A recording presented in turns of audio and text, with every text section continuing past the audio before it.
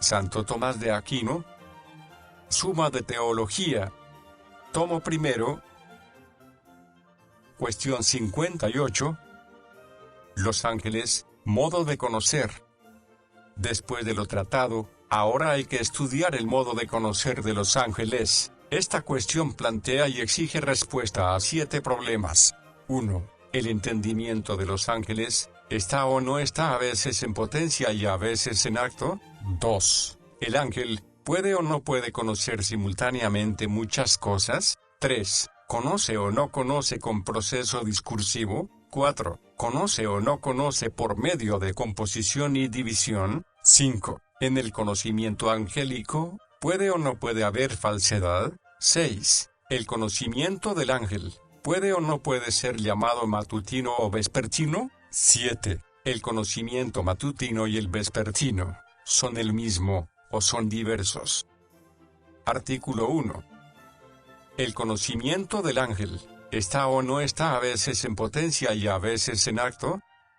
Objeciones por las que parece que el conocimiento angélico a veces está en potencia, como se dice en tercero física. El movimiento es el acto del ser que está en potencia, pero cuando las mentes angélicas entienden, se mueven, como dice Dionisio. Por lo tanto, las mentes angélicas a veces están en potencia, más aún, puesto que el deseo recae sobre las cosas que no se poseen, pero se pueden tener. Quien desea entender algo está en potencia con respecto a ello, pero en Primera de Pedro 1:12 se dice, a quien los ángeles desean contemplar. Por lo tanto, el entendimiento del ángel a veces está en potencia. Todavía más, en el libro de Causas se dice que el entendimiento entiende según el modo de su sustancia, pero la sustancia del ángel tiene mezcla de potencia. Por lo tanto, a veces entiende en potencia. En cambio está lo que dice Agustín: los ángeles, desde que fueron creados en la misma eternidad de la palabra, disfrutan de una santa y piadosa contemplación, pero el entendimiento que contempla no está en potencia, sino en acto. Por lo tanto, el entendimiento del ángel no está en potencia. Solución: hay que decir, como dice el filósofo en tercero de Anima y en octavo Física, el entendimiento está en potencia de 2 maneras. Una, como está antes de aprender o de encontrar, esto es, antes de adquirir el hábito de la ciencia. Otra, como está cuando ya tiene el hábito, pero no analiza. Si se trata de la primera, el entendimiento del ángel nunca está en potencia con respecto a las cosas que puede entender con conocimiento natural. El porqué de esto radica en que así como los cuerpos superiores, esto es, los celestes, no tienen potencia alguna para el ser que no esté completada por el acto, así tampoco los entendimientos celestes, esto es, los ángeles, tienen potencia inteligible alguna que no esté completada por las especies inteligibles que les son connaturales. No obstante, no hay inconveniente en que su entendimiento esté en potencia respecto a las cosas que les son reveladas por Dios,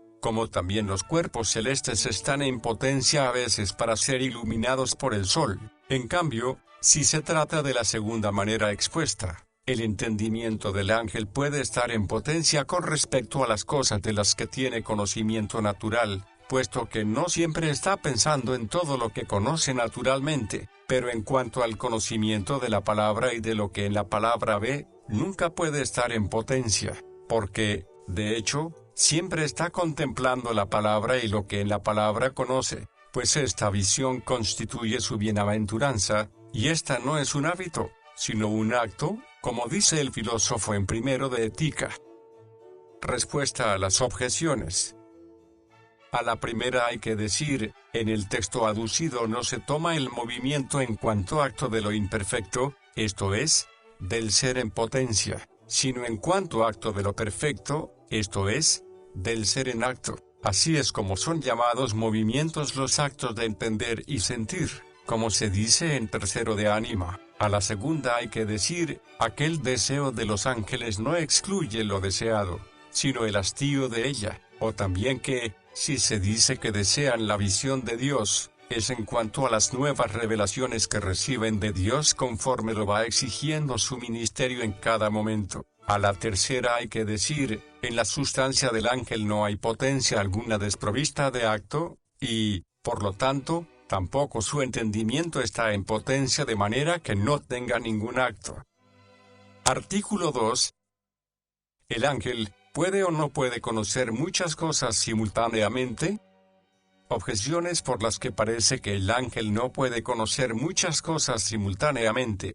El filósofo dice, se pueden conocer muchas cosas, pero no se entiende más que una. Más aún, nada se entiende si el entendimiento no está informado por una especie inteligible a la manera como el cuerpo lo está por la figura. Pero un mismo cuerpo no puede tener diversas figuras. Por lo tanto, un mismo entendimiento no puede entender simultáneamente diversos inteligibles. Todavía más, entender es un cierto movimiento, pero ningún movimiento acaba en términos distintos. Por lo tanto, no es posible entender simultáneamente muchas cosas. En cambio está lo que dice Agustín. La potencia espiritual de la mente angélica comprende simultáneamente y con la mayor facilidad todo lo que quiere. Solución. Hay que decir, lo mismo que para la unidad de movimiento se precisa unidad de término, así para la unidad de una operación es necesaria la unidad de objeto, pero hay cosas que unas veces se toman como si fueran muchas,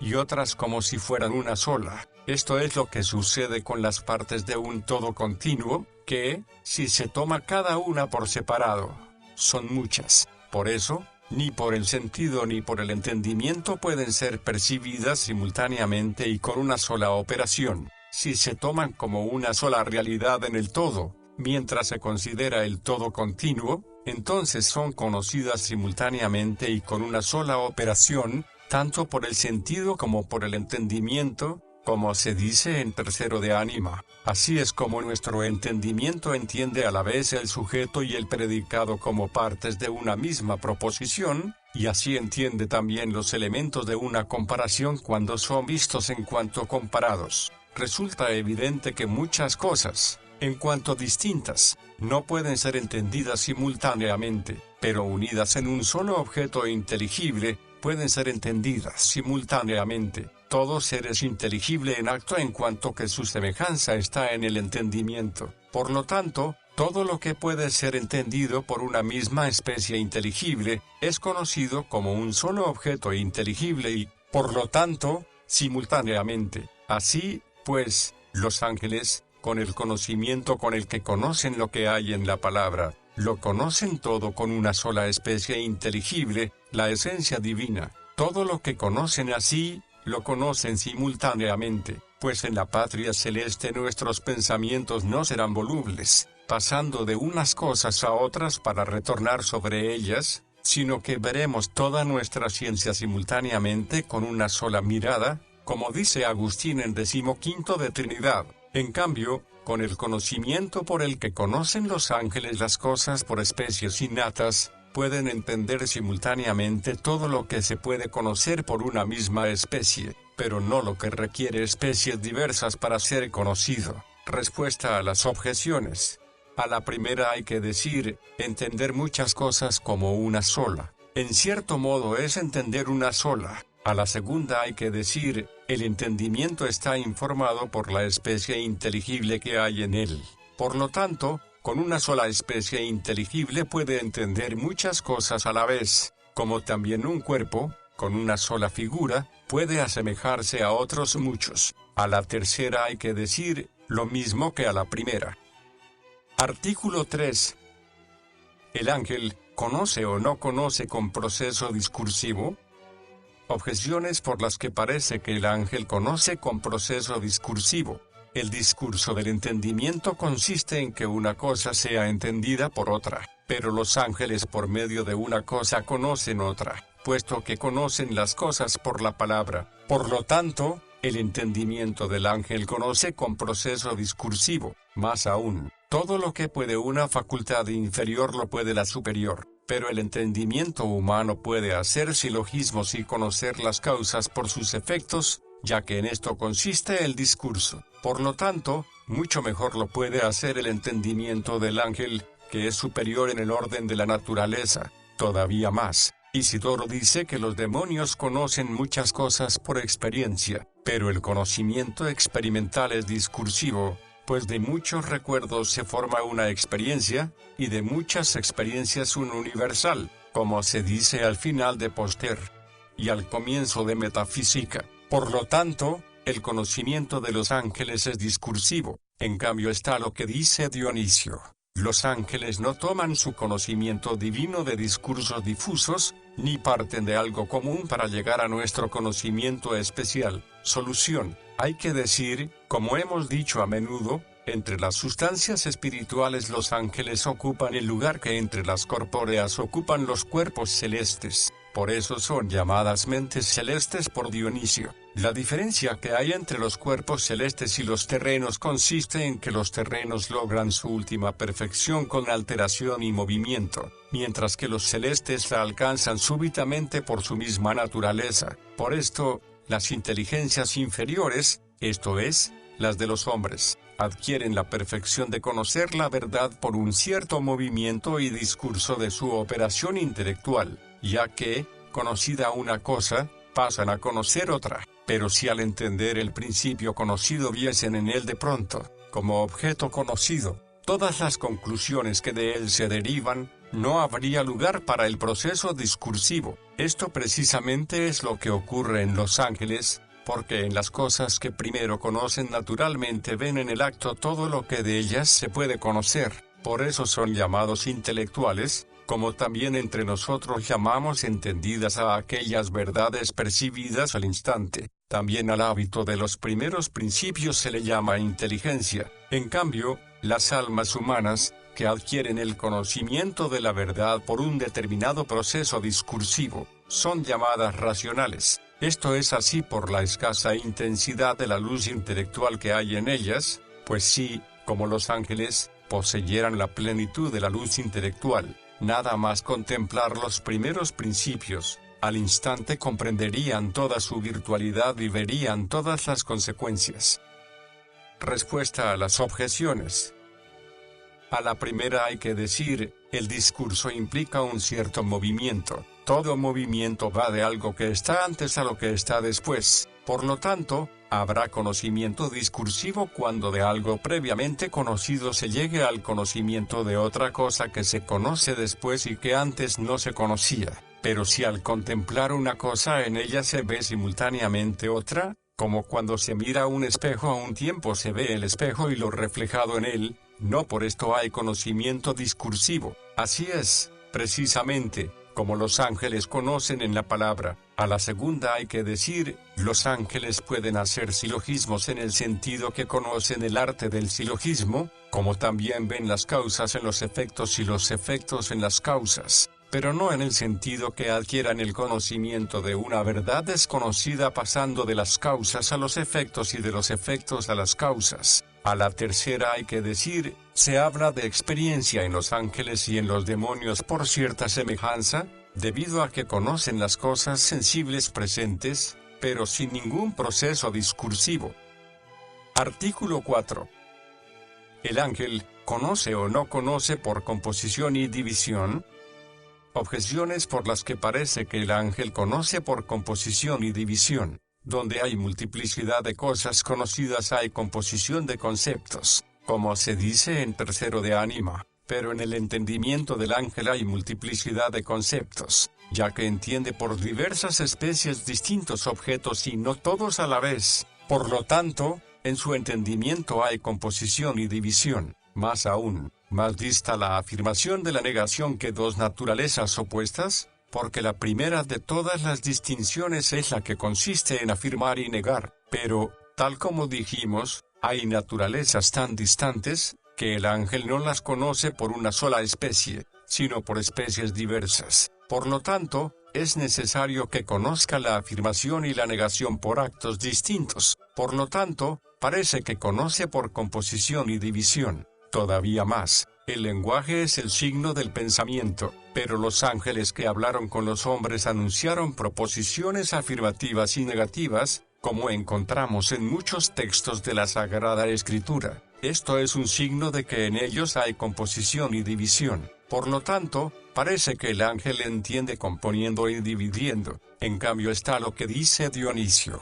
La virtud intelectual de los ángeles resplandece con la brillante simplicidad de los conceptos divinos, pero la simplicidad de la inteligencia excluye la composición y la división, como se dice en tercero de Ánima. Por lo tanto, el ángel entiende sin composición ni división. Solución. Hay que decir, así como en el entendimiento que discurre se compara la conclusión con su principio, en el que compone y divide se compara el predicado con el sujeto. Así, pues, si el entendimiento al instante viese en el mismo principio la verdad de la conclusión, nunca entendería discurriendo ni razonando. Por esto mismo, si, al percibir la esencia de alguna cosa adquiriera al instante el conocimiento de todo lo que se le puede atribuir o negar, tampoco entendería nunca componiendo ni dividiendo, sino solo contemplando aquello por lo que algo es. Así, pues, en nuestro entendimiento el hecho de discurrir y el de componer y dividir proviene de la misma causa, o sea,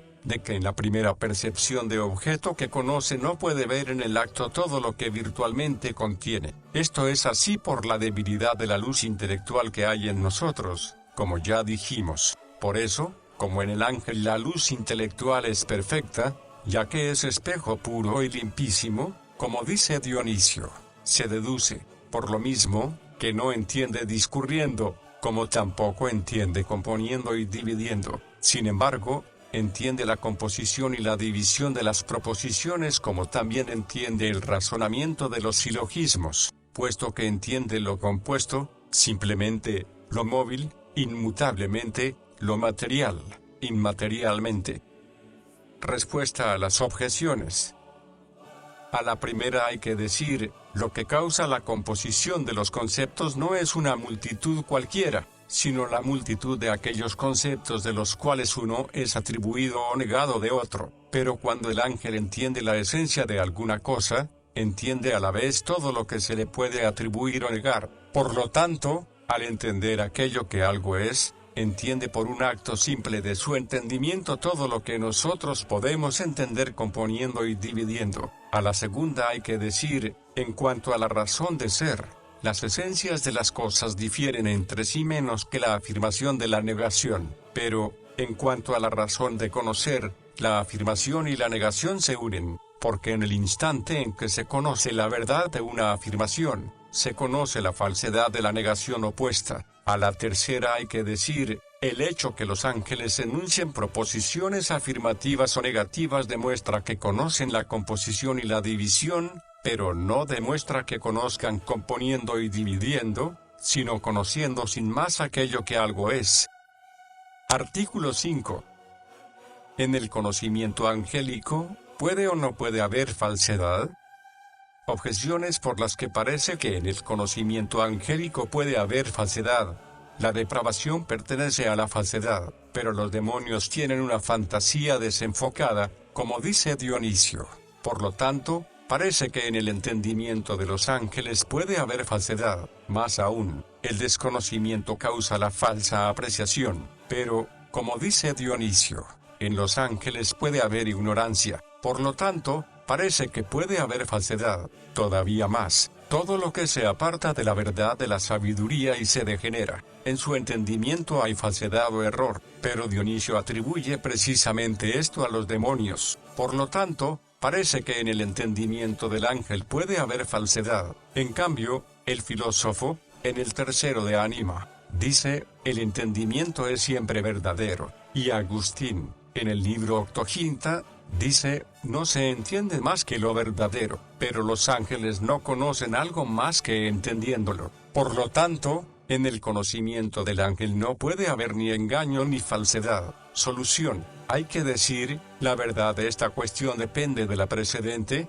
en cierta manera. Hemos dicho que el ángel no entiende componiendo y dividiendo, sino entendiendo aquello que algo es, y el entendimiento sobre aquello que algo es siempre es verdadero, como lo es el sentido con respecto a su objeto propio, como se dice en tercero de Ánima. Sin embargo, puede suceder que suframos engaño o falsedad al entender aquello que algo es, debido a que lleva adjunta alguna composición, bien porque tomemos la definición de algo por la de otra cosa, o porque no se ajusten unas a otras las distintas partes de una misma definición. Ejemplo, si por definición de una cosa tomáramos la siguiente, animal cuadrúpedo volátil, pues ningún animal es así. Esto sucede cuando se trata de esencias compuestas, cuya definición se toma de elementos diversos, uno de los cuales es material con respecto al otro, pero al entender las esencias simples no hay falsedad, como se dice en noveno de metafísica.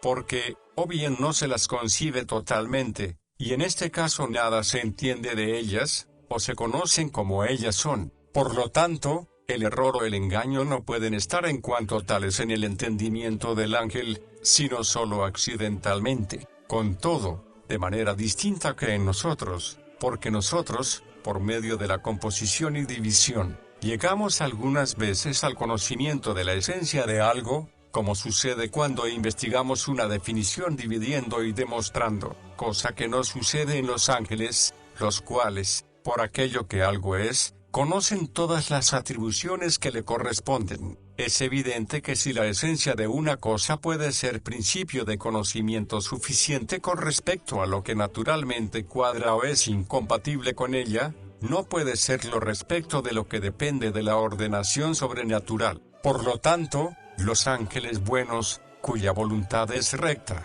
vista la esencia de una cosa, no juzgan lo que por naturaleza les corresponde a no ser una vez que se ha salvado el ordenamiento divino. Por eso no pueden incurrir en la falsedad o en el error. En cambio, los demonios, que por una voluntad desenfocada no someten su entendimiento a la sabiduría divina, juzgan a veces las cosas simplemente según su condición natural. Entonces ocurre que, con respecto a lo que les es propio por naturaleza, no se engañan, pero sí pueden engañarse en lo que se refiere a lo sobrenatural, como, por ejemplo, si viendo a un hombre muerto consideran que no ha de resucitar, o si, al ver al hombre Cristo, consideraran que no era Dios.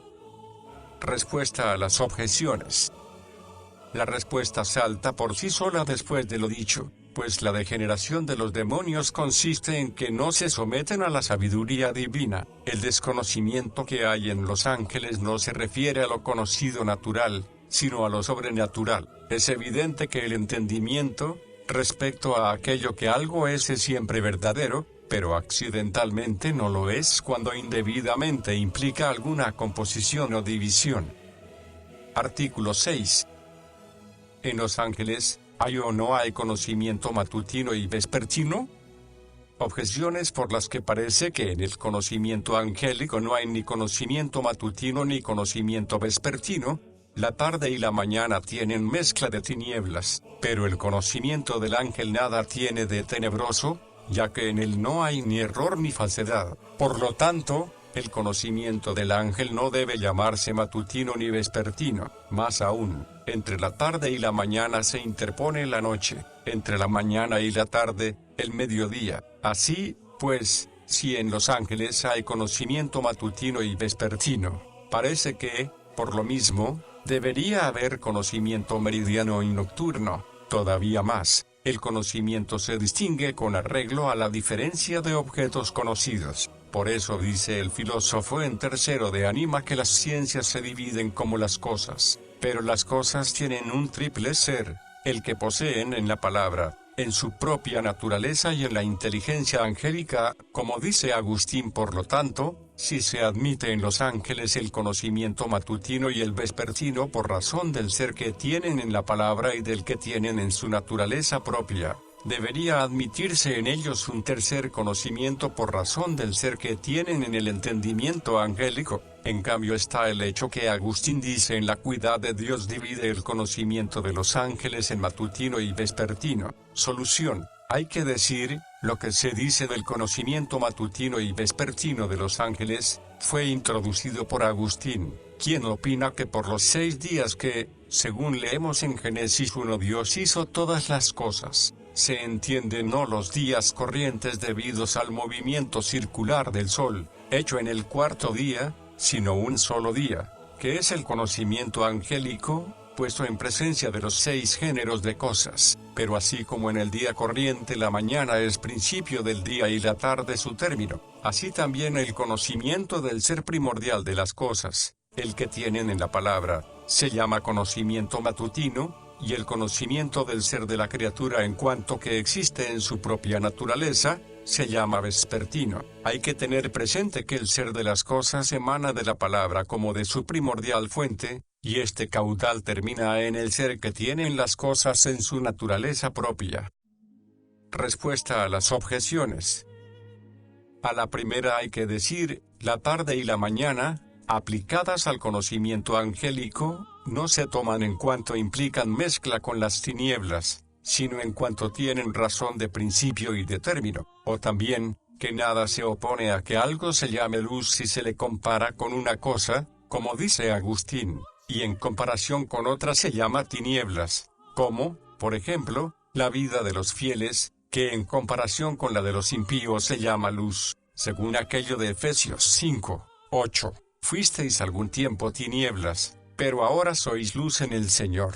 Y, sin embargo, comparada con la de la gloria, se llama vida tenebrosa, según aquello de 2 de Pedro 1, 10. Tenéis la palabra profética a la que hacéis muy bien en atender como a lámpara que luce en lugar tenebroso. Por lo tanto, el conocimiento con el que conocen los ángeles las cosas en su propia naturaleza, si se compara con la ignorancia o con el error, es día, pero, comparado con la visión de la palabra, es oscuridad. A la segunda hay que decir, el conocimiento matutino y el vespertino pertenecen al día, esto es, a los ángeles iluminados, que son distintos de las tinieblas, o sea, los ángeles malos. Los ángeles buenos, cuando conocen a la criatura, no se inclinan a ella, esto constituiría el entenebrecerse y hacerse de noche, sino que convierten este conocimiento en alabanza de Dios, en quien, como en su principio, conocen todas las cosas. Por lo tanto, después de la tarde no hay noche, sino mañana, de manera que la mañana es el final del día anterior y el principio del siguiente, por cuanto que los ángeles usan para alabanza de Dios el conocimiento del día anterior. El mediodía está comprendido en el día como algo intermedio entre dos extremos, o también puede referirse al conocimiento de Dios, que no tiene ni principio ni fin. A la tercera hay que decir, los ángeles son también criaturas, y, por lo tanto, el ser de las cosas, en la inteligencia angélica está comprendido en el conocimiento vespertino, lo mismo que el ser que tienen en su propia naturaleza. Artículo 7. El conocimiento matutino y el vespertino, ¿eso no es el mismo? Objeciones por las que parece que el conocimiento matutino y el vespertino no es el mismo. En Gen 1, 5 se dice, hubo tarde y mañana, día primero, pero, como dice Agustín, por día se entiende el conocimiento angélico, por lo tanto, en los ángeles el conocimiento matutino y vespertino son uno y el mismo. Más aún, es imposible que una misma potencia tenga simultáneamente dos operaciones, pero los ángeles están siempre en el acto del conocimiento matutino, porque siempre ven a Dios, según aquello de Mateo 18, 10, sus ángeles ven continuamente la faz de mi Padre. Por lo tanto, si el conocimiento vespertino fuese distinto del matutino, en modo alguno el ángel podría estar en el acto del conocimiento vespertino. Todavía más, dice el apóstol en 1 Corintios 13, 10, cuando llegue lo perfecto, desaparecerá lo imperfecto. Pero, si el conocimiento vespertino fuera distinto del matutino, se relacionarían ambos como lo perfecto y lo imperfecto. Por lo tanto, el conocimiento vespertino no puede existir junto con el matutino. En cambio está lo que dice Agustín. Tan grande es la diferencia entre conocer una cosa cualquiera en la palabra y conocerla en sí misma, que el primer conocimiento pertenece justamente al día y el segundo a la noche. Solución. Hay que decir, hemos dicho, que se llama conocimiento vespertino a aquel por el que los ángeles conocen las cosas en su propia naturaleza. Pero esto no puede entenderse como si los ángeles tomasen sus conocimientos de la propia naturaleza de los seres, de manera que la preposición en indique relación de principio, como quedó establecido anteriormente. Así, pues, hay que concluir que la expresión en su propia naturaleza indica el objeto bajo razón de conocido, por cuanto cae bajo el conocimiento. Se llama vespertino al conocimiento del ángel en cuanto que conoce el ser de las cosas que las mismas cosas tienen en su propia naturaleza. Esto lo conocen por dos medios, por especies innatas y por la razón de las cosas que hay en la palabra. Contemplando la palabra no solo conocen el ser que las cosas tienen en la palabra, sino también el que tienen en su propia naturaleza. Lo mismo que Dios, por el hecho de conocerse a sí mismo, conoce el ser que las cosas tienen en su propia naturaleza. Así, pues, si el conocimiento de los ángeles se llama vespertino en cuanto que, contemplando la palabra, conocen el ser que las cosas tienen en su propia naturaleza, el conocimiento matutino y el vespertino son esencialmente uno y solo difieren por la razón de lo conocido. En cambio, si se llama vespertino porque los ángeles conocen el ser que tienen las cosas en su propia naturaleza por especies innatas, el conocimiento vespertino es distinto del matutino. Así parece que lo entendió Agustín, ya que a un conocimiento lo considera como imperfecto con respecto a otro. Respuesta a las objeciones.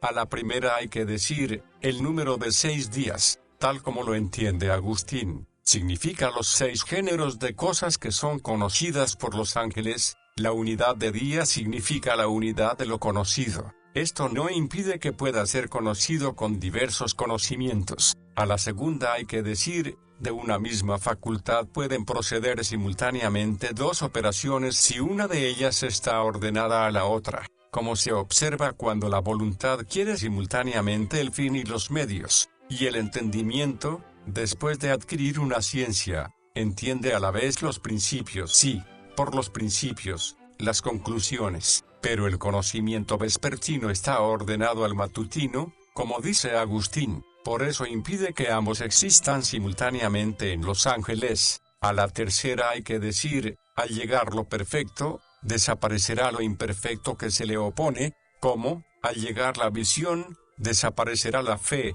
que está centrada en aquello que no se ve. Pero la imperfección del conocimiento vespertino no se opone a la perfección del matutino. Que una cosa sea conocida en sí misma no se opone a que sea conocida en su causa. Tampoco hay inconveniente en que se le conozca por 2 medios, uno de los cuales sea más perfecto y el otro menos perfecto, ya que también para deducir una misma conclusión podemos emplear 2 medios, el demostrativo y el dialéctico, de forma parecida. El ángel puede saber una misma cosa por la palabra increada y por especies innatas.